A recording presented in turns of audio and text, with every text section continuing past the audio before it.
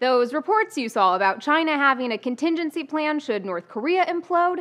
Well, no surprise here, China claims they're flat out wrong. Undoubtedly, the news had put Pyongyang's biggest ally in an awkward position.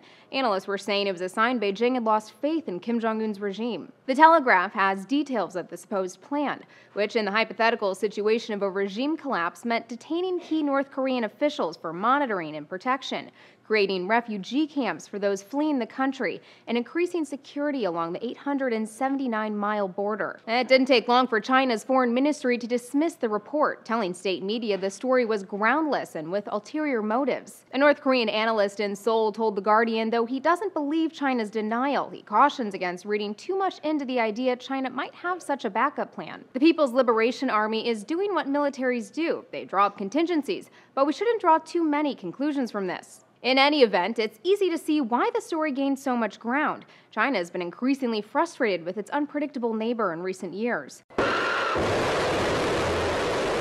Things started to unravel after North Korea's third nuclear test last year, leading China in a rare move to join the international community in condemnation. Then came the execution of Kim's uncle, and reports Chinese officials were caught off guard in order to increase border security in response. Daniel Snyder of Stanford's Asia-Pacific Research Center told the Council on Foreign Relations in February China sees Pyongyang as a liability.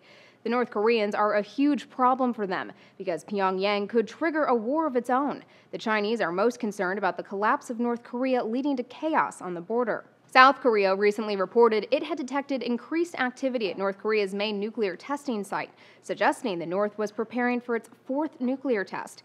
In response, President Obama raised the possibility of further sanctions. For Newsy, I'm Elizabeth Hagedorn, multiple sources, a broader view.